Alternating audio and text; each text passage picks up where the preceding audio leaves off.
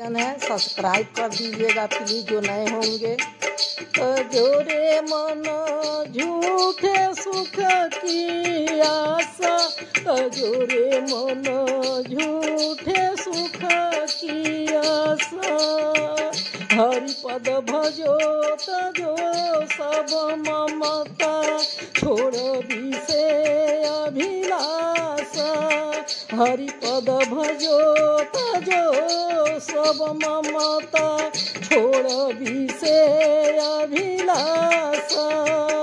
विषयन में सुख सपन नाही, केवल मात्र दुराशा।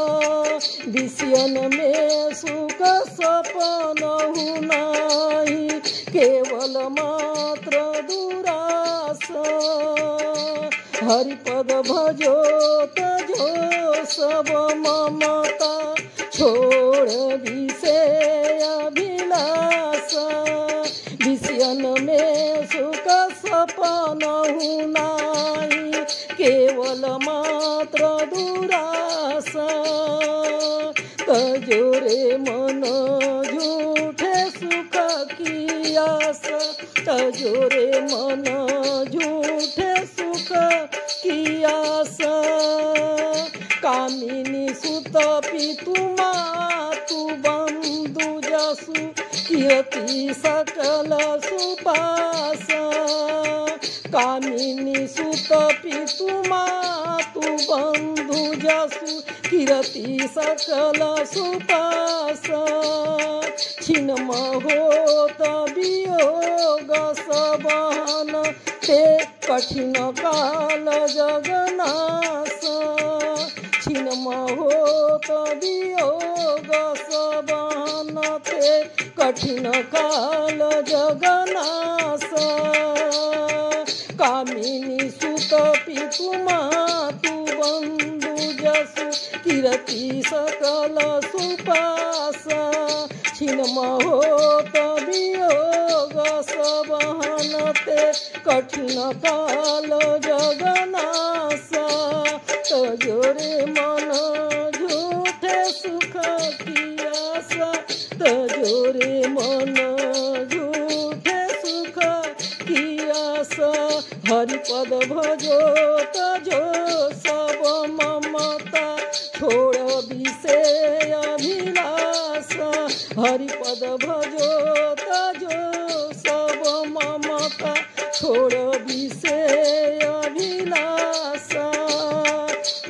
क्षण भंगुर सब विषे निरंतर, बनत काल के ग्रासा।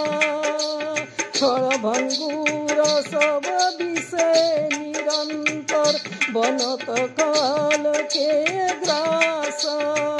इनमें जो सुख इनमें जो को फिर सुख चाहत, सोनित मरत पियासा। इनमें जो को फिर सुख चाहत, सोनित मरत पियासा। क्षण भंगुर सब विषे निरंतर, बनत काल के ग्रासा।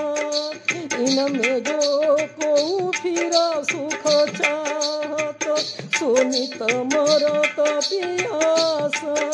तजोरे मन झूठे सुख की आशा, तजोरे मन झूठे सुख की आशा। हरि पद भजो तजो सब ममता, छोड़ विषे अभिलाषा। हरि पद भजो तजो सब ममता, छोड़ विषे अभिलाषा।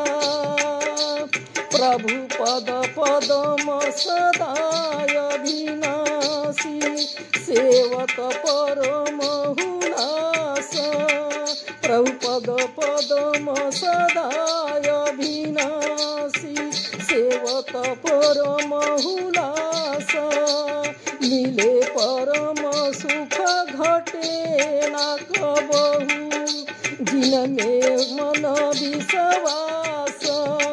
मिले परम सुख घटे न कबहू जिनके मन विश्वास प्रभु पद पदम सदाय अविनाशी सेवत परम हुलास मिले परम सुख घटे न कबहू जिनके मन विश्वास तजोरे मन झूठे सुख की आशा तजोरे मन झूठे सुख की आशा हरि पद भजो तजो सब ममता छोड़ विषय अभिलाषा हरि पद भजो तजो सब ममता छोड़ विषय अभिलाषा तजोरे मन